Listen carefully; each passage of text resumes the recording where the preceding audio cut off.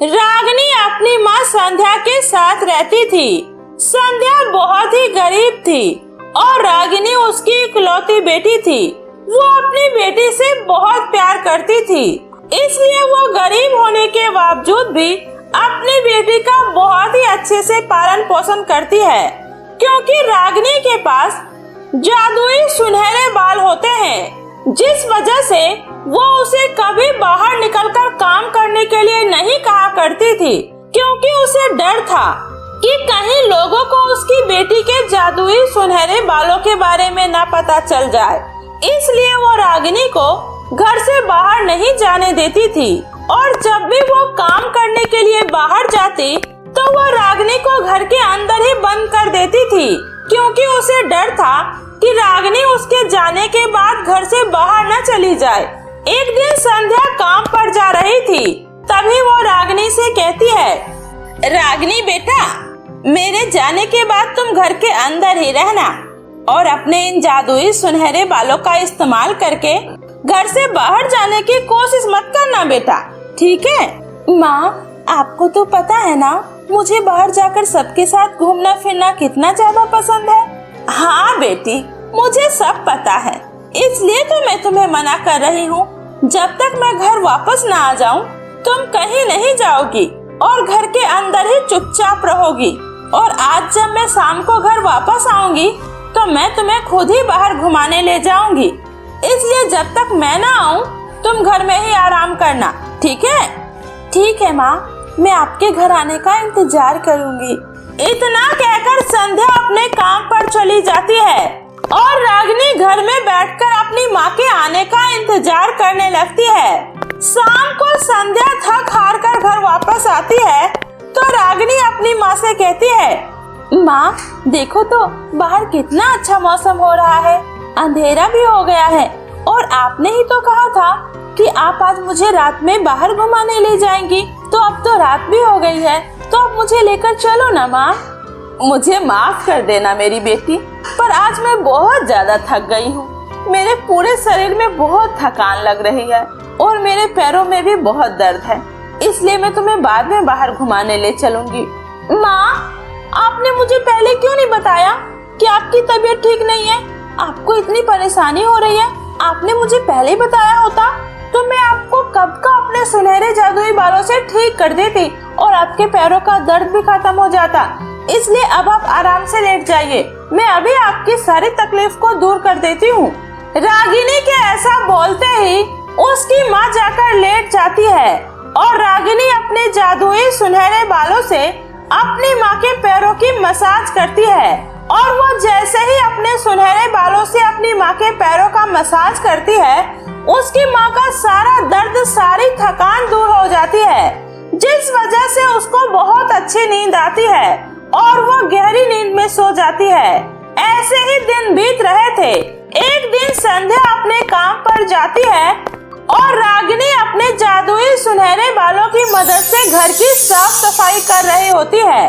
काम खत्म होने के बाद रागिनी दरवाजे के पास जाकर खड़ी हो जाती है और अपनी माँ के आने का इंतजार करने लगती है। पता नहीं माँ कब आएंगी, वो हमेशा ही लेट आती है और मुझे हमेशा बोलकर जाती है कि वो मुझे जल्दी आकर घुमाने ले जाएंगी, लेकिन ना तो वो खुद जल्दी आकर मुझे घुमाने ले जाती है और ना ही मुझे कहीं बाहर घूमने जाने देती है। बस हमेशा घर में ही बंद करके रखती है, कभी किसी के सामने जाने नहीं देती। पर वो मुझे सबकी नजरों से छुपाकर क्यों रखती है, ये मुझे आज तक समझ में नहीं आया। आखिर माँ ऐसा क्यों करती है? रागिनी ऐसा कहकर मन ही मन उदास हो जाती है। अरे क्यों न मैं आज खुद ही बाहर घूमने के लिए चली जाऊं, और वैसे भी माँ तो काम करके शाम को ही घर वापस आती है, तो मेरे पास तो पूरा समय है बाहर घूम कर आने का। इतना सोचकर रागिनी अपने जादुई सुनहरे बालों को लंबा करती है और अपने बालों के सहारे खिड़की से बाहर कूद जाती है और जैसे ही वो कुछ कदम आगे बढ़ती है, वैसे ही उसकी माँ आ जाती है और पकड़कर उसे घर में ले आती है और कहती है, रागिनी, मैंने तुम्हें मना किया था ना घर से बाहर मत जाना, लेकिन तुम मेरी बात मानती क्यों नहीं हो? और इन जादुई सुनहरे बालों का इस्तेमाल करने से मैंने मना किया था ना। पर माँ, अगर मैं घर से बाहर चली जाऊंगी तो ऐसा क्या हो जाएगा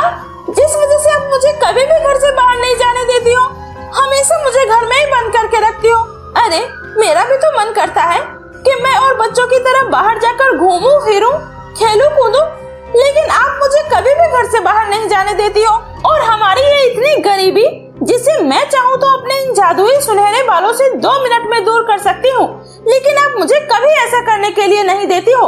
आखिर आप मेरे साथ ऐसा क्यों कर रही हो माँ? रागिनी की ऐसी बातें सुनकर संध्या बहुत ज्यादा दुखी और परेशान हो जाती है और उसकी आंखों में आंसू आ जाता है, जिसे देखकर रागिनी भी उदास हो जाती है और उसे अपनी कही हुई बातों पर पछतावा होने लगता है। तभी वो कहती है, माँ मुझे माफ कर दीजिए, मैंने आज आपका बहुत दिल दुखाया है।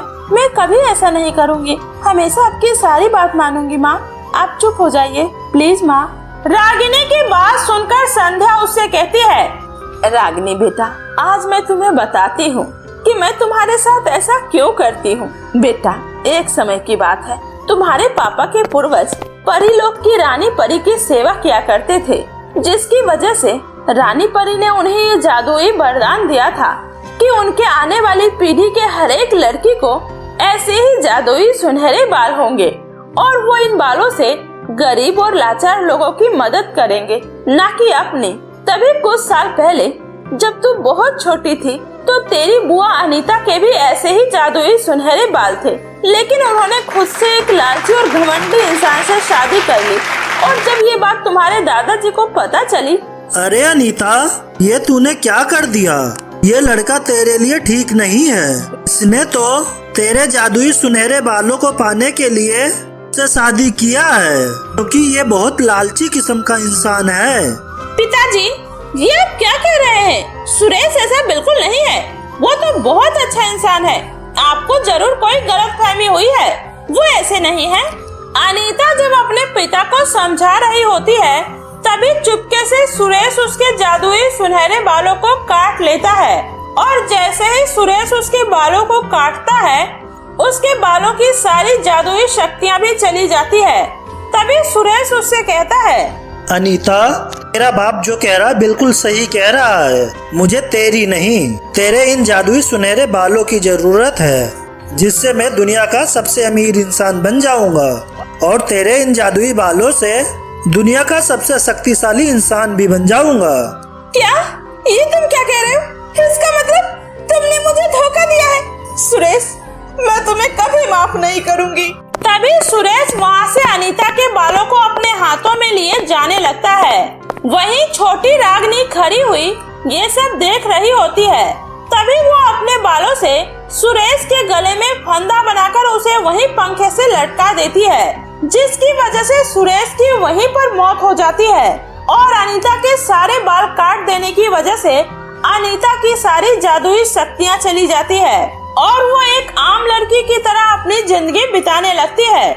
बस बेटा, इसी वजह से मैं तुझे दुनिया की नजरों से बचा कर रखती हूँ और तुझे कभी भी घर से बाहर नहीं जाने देती हूँ।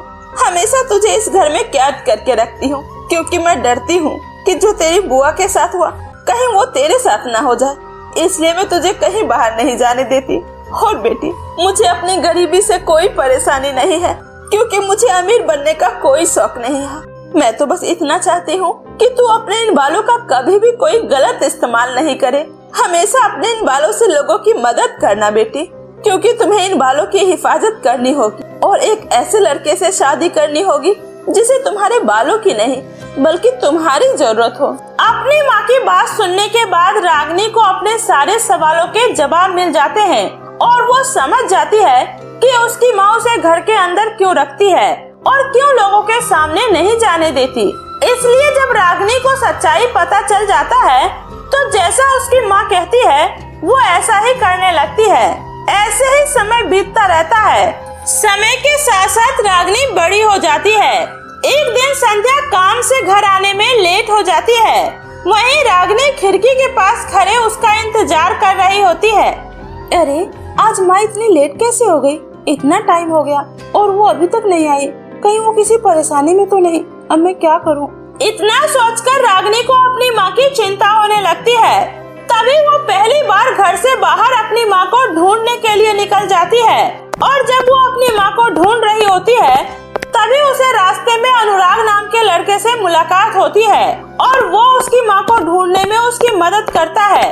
लेकिन अफसोस, संध्या उसे कहीं नहीं मिलती और वो निराश होकर उस उस लड़के अनुराग के साथ घर वापस आ जाती है और जब वो वापस आती है तो देखती है कि संध्या घर आ चुकी है। अपनी माँ को देखकर रागिनी बहुत ही ज्यादा खुश होती है और खुशी के मारे उसके आंखों में आंसू आ जाता है और वो भागकर अपनी माँ के गले लग जाती है। माँ, आप कहाँ चली गई थी? मैं कब से आपका इंतजार कर रही थी। आपको पता है मैं कितनी ज्यादा डर गई थी, इसी वजह से मैं आपको ढूंढने के लिए घर से बाहर चली गई। मुझे माफ कर देना बेटा, वो मुझे थोड़ा काम के सिलसिले में कहीं बाहर जाना पड़ गया था, इसलिए मुझे देर हो गई। लेकिन तुम्हारे साथ ये लड़का कौन है और तुम इसे जानती हो? मेरा नाम अनुराग है आंटी। ये अकेली आपको ढूंढ रही थी, इसलिए मैं इसकी मदद करने आ गया, क्योंकि लोगों का मुझे मदद करने में अच्छा लगता है। तुम्हारा बहुत बहुत शुक्रिया बेटा, जो तुमने मेरी बेटी की मदद की। अब तुम यहाँ से जा सकते हो। संध्या अनुराग को इस तरह जाने के लिए बोल देती है। तभी अनुराग वहाँ से चला जाता है, लेकिन उसे रागिनी पहले ही नजर में पसंद आ जाती है और मन ही मन वो उसे प्यार करने लगता है। कुछ दिन बीतने के बाद वे दोनों एक दूसरे से मिलते हैं और अपने प्यार का इजहार करते हैं। रागिनी भी उसे अपने इन जादुई सुनहरे बालों का सच बता देती है, लेकिन तब भी अनुराग को उससे ही प्यार होता है। उसे उनके बालों से कोई लालच नहीं होता और जब ये बात संध्या को पता चलती है तो वो बड़े ही धूमधाम से दोनों की शादी करवा देती है, जिसके बाद सभी खुशी खुशी रहने लगते हैं।